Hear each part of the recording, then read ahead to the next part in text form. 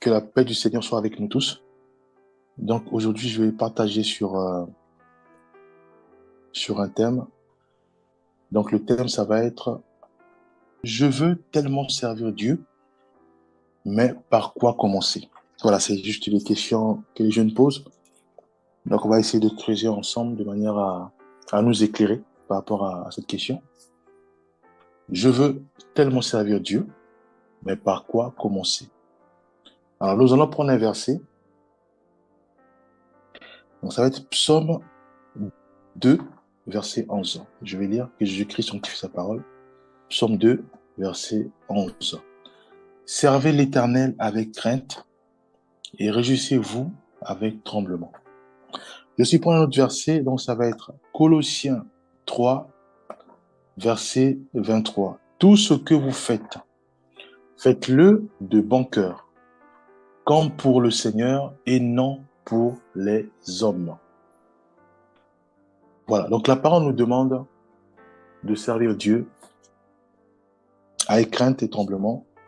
Et la parole nous demande aussi de servir Dieu euh, voilà, avec notre cœur et non euh, pour toucher des gens ou bien pour impacter ou bien pour se faire voir. Hein. C'est-à-dire que faire quelque chose parce que les hommes euh, veulent aussi, enfin, tu veux avoir les honneurs. Voilà, tu veux avoir les honneurs des hommes. Voilà. Alors, donc, je veux servir Dieu, mais par quoi commencer? Alors, la première chose, c'est la Bible. Ça va toujours revenir au bien-aimé. Pourquoi? Parce que euh, pour servir quelqu'un, tu dois savoir ses règles, tu dois savoir ce qu'il veut pas. Or, Dieu, qui est notre papa, qui est bon, hein, qui est plein d'amour, si nous voulons l'honorer, faire ce qu'il veut de nous, la, la meilleure des choses à faire, c'est aussi de le comprendre lui. Or, pour comprendre notre Seigneur, c'est dans la Bible. Pourquoi? Parce que c'est par là qu'on a ses règles, on a ses directives, on a ses orientations. Donc, c'est la première chose, c'est la lecture de la Bible. Nous devons lire la Bible. Or, avant de lire la Bible, on doit prier. Pourquoi prier? Parce que la Bible, c'est la parole de Dieu. Voilà, donc, quand nous ouvrons notre Bible, c'est comme si nous demandons aussi au Seigneur de nous parler.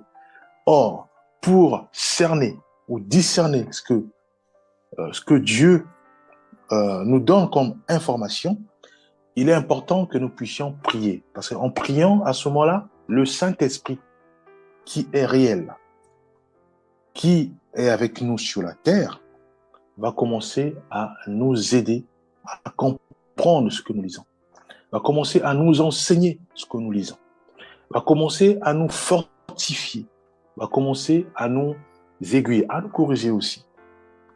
Voilà, parce que le Saint-Esprit, il est avec nous. C'est une promesse de Jésus-Christ. Avant de partir au ciel, il a dit, je vous laisserai pas orphelin.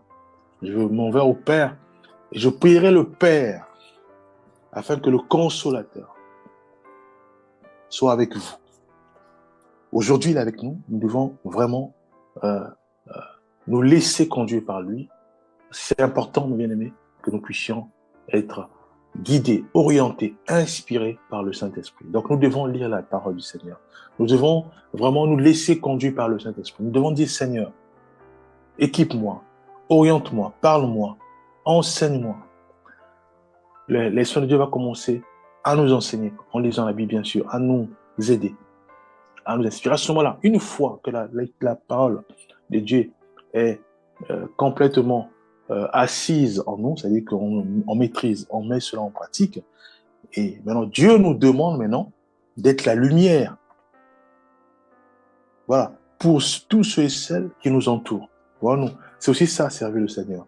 Servir le Seigneur, en quoi commençons? Déjà en lisant la Bible, et à ce moment-là, en mettant cela en pratique. Une fois qu'on fait cela, on met cela en pratique, sans se rendre compte, nous servons de le Seigneur. Pourquoi? Parce que si par exemple nous prenons la drogue, on prend plus la drogue parce que la drogue est défendue dans la Bible. Si par exemple nous, on fumait la cigarette, parce que Dieu nous demande de ne pas nuire à notre corps. Donc à ce moment-là, on arrête la cigarette. Alors sans le savoir, nos frères, nos parents, nos mères, nos sœurs même nos voisins, ils verront un changement dans notre vie. Pourquoi? Parce que avant, on était violents. On ne sommes plus violents parce que nous avons commencé à lire la Bible. Et à ce moment-là, le Saint-Esprit commence maintenant à nous enseigner, à nous dire que voilà, ce que tu fais n'est pas bon. Voilà ce que Dieu attend de nous. Parce que la Bible, c'est les règles du Seigneur. La Bible, ce sont les lois du Seigneur. La Bible, ce sont les statuts du Seigneur. La Bible, mes bien-aimés, c'est la parole de Dieu. Voilà, voilà nous. Alors, si par exemple on était colérique, les saints de Dieu va nous dire que non, voilà ce que dit la Bible concernant la colère. C'est pas bon. Nous devons maintenant ajuster notre vie en fonction des enseignements de cet esprit et sur la base de la parole du Seigneur, de la Bible. Voilà nous. Alors, maintenant, mon père, lui, qui me voyait souvent, il va voir en moi que je ne suis plus drogué, je ne suis plus alcoolique, je ne suis plus violent. Et à ce moment-là, sans que je sois au courant, puisque moi, j'applique simplement ce que me demande la Bible, ce que me demande le Saint-Esprit, mes bien-aimés.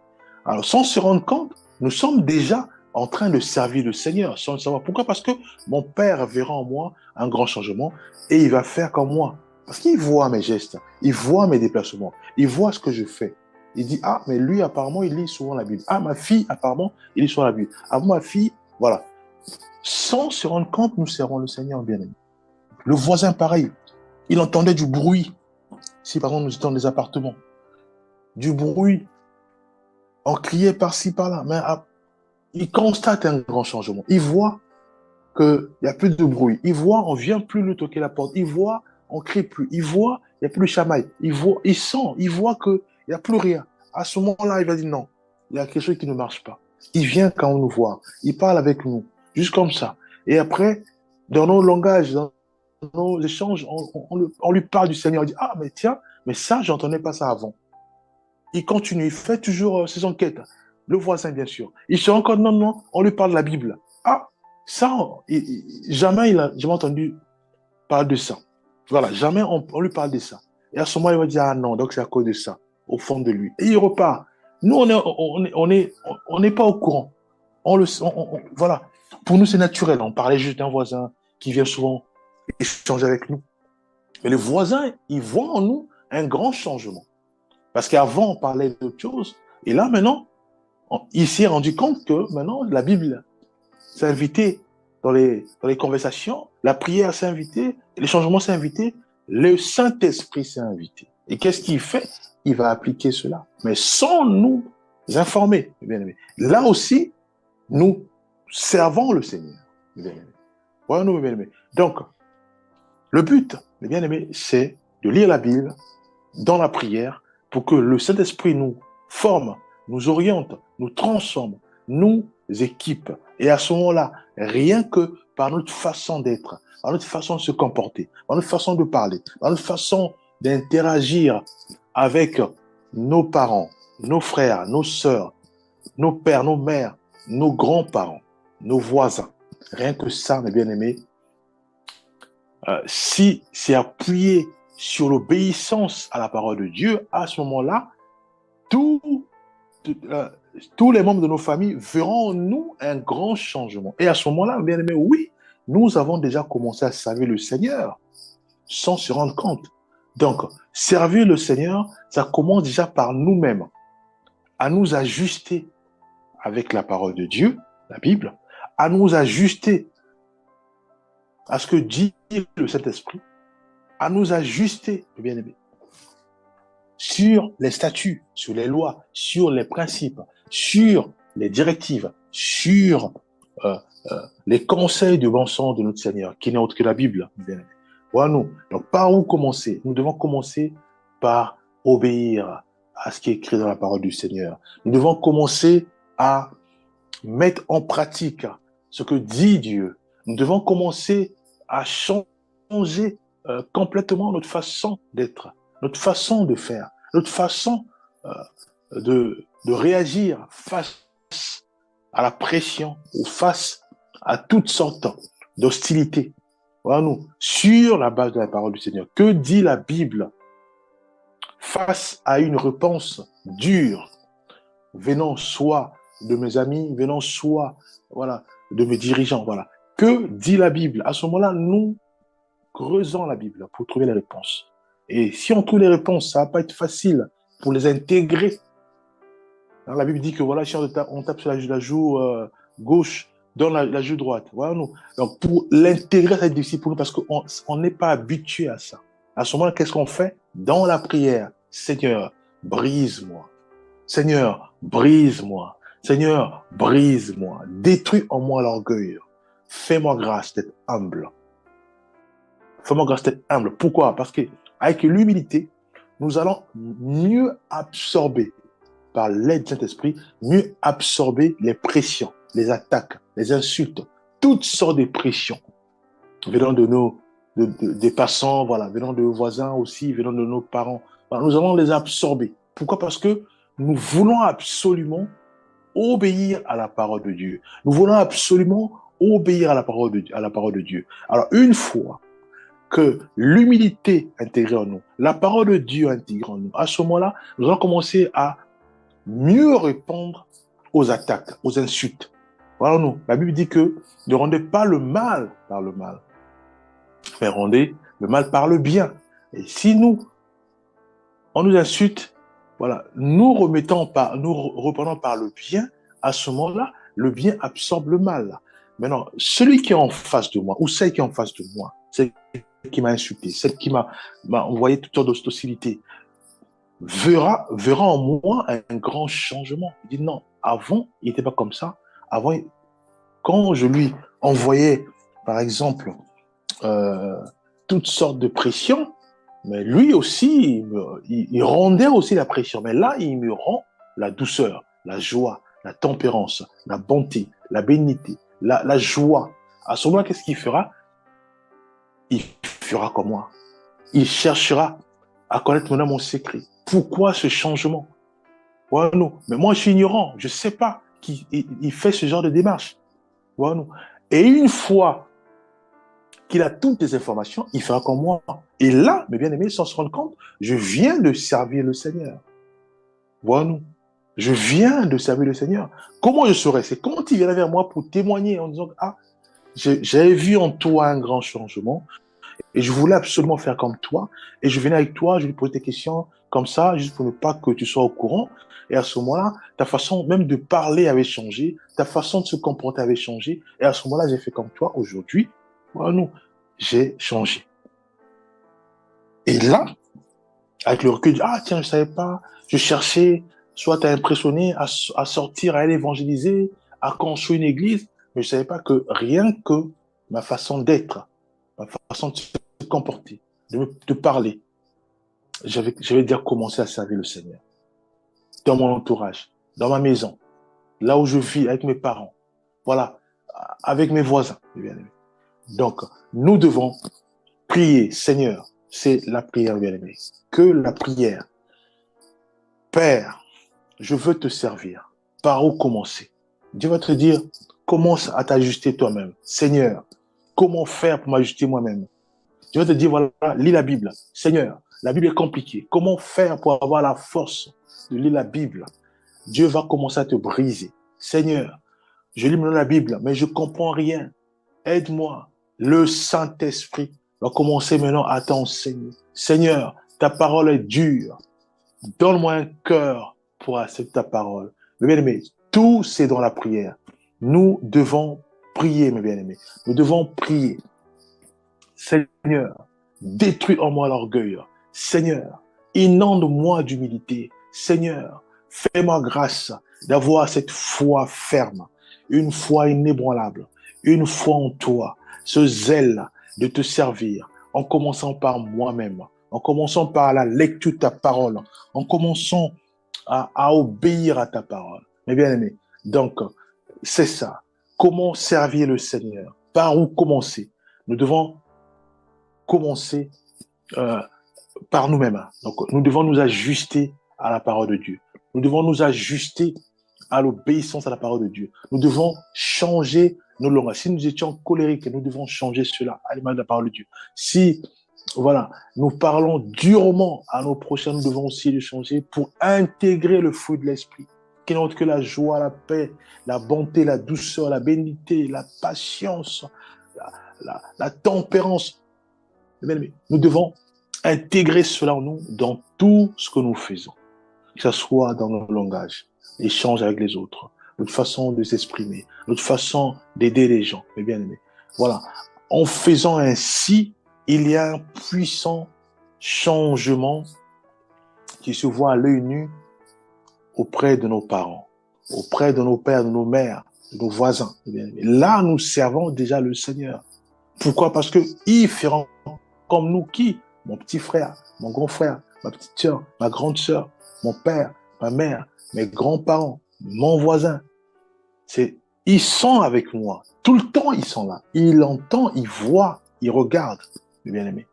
Ils verront un changement en moi, ils feront comme moi. Pourquoi? Parce que dans la prière, Seigneur, touche mon voisin, change-le. Seigneur, touche mon père, parce que j'ai changé ma vie à l'image, bien sûr, de la parole de Dieu. Maintenant, je prie aussi. Je prie aussi. Je prie pour mon père. Je prie pour ma mère. Seigneur, fortifie mon père. Fais grâce qu'il soit toujours heureux. Fortifie ma mère. Fais grâce qu'elle soit toujours heureuse. Fais grâce que la vie de prière familiale inonde puissamment nos maisons, notre foyer, notre famille, afin que chaque nuit ou chaque matin, nous puissions prier en famille, la main dans la main. Bien aimé, là, le changement commence par moi-même. Et servir le Seigneur, ça commence par moi. Donc, moi, je dois commencer à m'ajuster. Et à ce moment-là, dans la prière, Dieu va toucher mon père. Dieu va toucher ma mère. Dieu touchera mes enfants. Dieu touchera puissamment mon époux. Touchera euh, mon époux. Voilà. Donc, les sœurs, donc, Dieu touchera leurs époux. Et pour nous, les frères, Dieu touchera nos épouses. Voilà. Donc, c'est dans la prière. C'est dans la prière. C'est ça, servir le Seigneur. Quand je prie pour mon père, quand je prie pour ma mère, je sers le Seigneur, mes bien-aimés. Quand je change ma façon d'être, ma façon de se comporter, en le calquant à ce qui est dit dans la parole de Dieu, je sers le Seigneur, mes bien-aimés. Puisque Dieu veut d'abord que moi-même, que je sois transformé, changé à l'image de ce qu'il attend de moi, donc à l'image de Jésus-Christ. Et à ce moment-là, maintenant, je prie aussi pour mon père, pour ma mère. Je ne peux pas aller d'abord loin, aller voir mes copines ou aller voir... non, je commence d'abord par moi-même. Et après, je commence par tous ceux et celles qui m'environnent. Donc, mon père, ma mère, mes frères. Et après, je sors légèrement, c'est mon voisin. C'est ça, mon bien-aimé. Voilà. C'est ce que je tenais à partager. Donc, je veux tellement servir le Dieu. Par quoi commencer? Donc, on commence par nous-mêmes. Et par la suite, par notre comportement, par notre façon d'être, ça va commencer à influencer, à impacter nos frères et sœurs. Pourquoi? Parce qu'ils voient en nous un grand changement, ils voient en nous l'obéissance à la parole de Dieu, ils voient en nous l'honnêteté, ils voient en nous la douceur, la bonté, ils voient en nous la bénignité, ils voient en nous la tempérance, ils voient en nous la bonté, la joie, la paix. Voilà nous. Et à ce moment-là, rien que par ça, ils vont chercher à faire comme moi. Moi aussi, si je vois qu'il n'y a rien, que rien ne bouge, je prie maintenant pour eux. Et dans la prière, Dieu va se déployer puissamment afin que mes parents puissent être touchés, mes voisins puissent être touchés. Voilà nous. Et à ce moment-là, on continue de prier pour que Dieu continue encore à nous fortifier, à nous parler, à nous former, parce que la Bible dit que nous devons, certes, quand nous mettons nous venons au Seigneur, nous sommes encore au lait. Dieu veut nous ramener absolument à la nourriture solide. Et pour y arriver, effectivement, il y a pas mal d'obstacles, il y a pas mal de difficultés. C'est ça que nous devons toujours creuser dans la Bible, prier que le Saint-Esprit nous guide, nous parle, nous révèle encore des choses cachées. Car la parole de Dieu dit que nous connaissons qu'en partie. Donc voilà, même si on connaît qu'en partie. Voilà, je vais prier. Père, nous remettons entre ta main nos vies. Fais-nous grâce, ô Éternel des armées, de marcher en conformité à ta parole.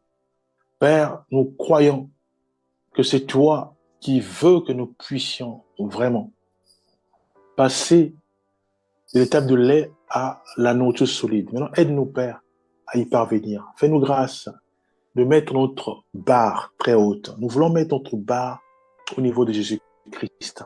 Nous voulons faire comme lui. Nous voulons être comme lui. Nous voulons, Père Céleste, dans nos comportements, de notre façon d'être, nous voulons nous inspirer à Jésus-Christ de Nazareth. C'est pour cela, aide-nous, Père, à y parvenir. Oui, Père Céleste, tout est possible à celui qui croit. Aide-nous à y parvenir, Père Céleste. Aide-nous à mettre notre barrière, notre barre au niveau de Jésus-Christ. Nous te l'implorons. Bénis chacun de nous. Bénis aussi chaque membre de nos familles. Fais grâce que chaque membre de nos familles aussi puisse vraiment, dans la joie, dans l'amour, dans la paix, dans la douceur, Père Céleste, puisse aussi te connaître. Au nom de Jésus-Christ, nous avons ainsi prié. Amen.